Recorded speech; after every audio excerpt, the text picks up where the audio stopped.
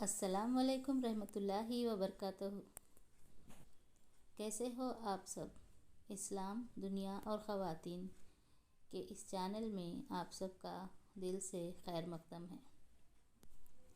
उम्मीद करती हूँ कि आपको पिछले वीडियोस पसंद आए होंगे। अगर आपको वीडियोस पसंद आए हैं तो सब्सक्राइब करना ना भूलें। आज का टॉपिक हम जिस पर डिस्कस करने वाले हैं वो है बच्चे और उनकी परवरिश। बच्चों की परवरिश में माँ यानी मदर और फादर दोनों का इक्वल रोल होता है। और साइकोलॉजी के हिसाब से बच्चे वो सब कुछ करते हैं जो उनके माँ बाप करते हैं। Children are more observers than listening to the instructions.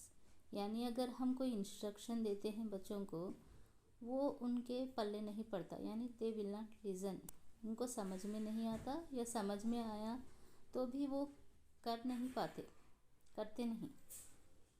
But at the same time अगर वो कुछ देख लेते हैं जो उनके पेरेंट्स यानी माँ बाप करते हैं तो डेफिनेटली वो चीज़ों को वो ईज़िली अडॉप्ट करते हैं। फॉर एग्ज़ाम्पल, अगर बच्चे मोबाइल फ़ोन देखते हुए माँ बाप को देखते हैं जनरली, तो माँ बाप हमेशा इंस्ट्रक्ट करते रहते हैं बच्चों को कि मोबाइल फ़ोन ना देखे, मोबाइल फ़ोन का एडिक्शन हो रहा है। और उनके पास अगर मोबाइल फ़ोन कुछ देर के लिए दे भी देते हैं तो वापस ले लेते हैं। But at the same time अगर घर में कोई शख्स, स्पेशली पेरेंट्स, मदर या फादर, उनके हाथ में मोबाइल फ़ोन है और वो लोग देख रहे हैं तो वो देख कर उन्हें उस चीज़ की आदत हो जाती है और वो भी मोबाइल फ़ोन देखना पसंद करेंगे। यानी they will observe their parents whatever they are doing. जो वो करते हैं वो बहुत ज़्यादा ऑब्ज़र्व करते हैं और उसे अडॉप्ट कर लेते हैं उनकी लाइफ में। तो हमारा क्या है, हमारी ज़िम्मेदारी, हमें क्या करना चाहिए। तो हमें उनको उस आदत से रोकने के लिए, यानी मोबाइल फ़ोन ही हो या कोई और आदत हो, उनसे अगर हम रोकना है तो पहले हम अपने खुद पर कंट्रोल करना चाहिए। और छोटा सा एग्ज़ाम्पल अगर हम देखें, अगर पेरेंट्स टीवी वॉच कर रहे हैं, टेलीविज़न कंटिन्यूसली, और बच्चों के एग्ज़ाम्स हैं, बच्चे पढ़ नहीं रहे हैं तो माँ बाप कहते हैं जाओ पढ़ो, और वो खुद टीवी लगा कर बैठते हैं। तो इससे बच्चे क्या क्या सोचते हैं कि अगर पेरेंट्स टीवी देख रहे हैं तो उनका इंटरेस्ट भी टीवी देखने पर होता है, ना कि जाकर पढ़े। तो इस तरह पेरेंट्स को कंट्रोल करना बहुत ज़रूरी है। पेरेंट्स अगर कंट्रोल नहीं कर पाते ख़ुद को तो वो अपने बच्चों को गाइड करने में पीछे हो जाते हैं।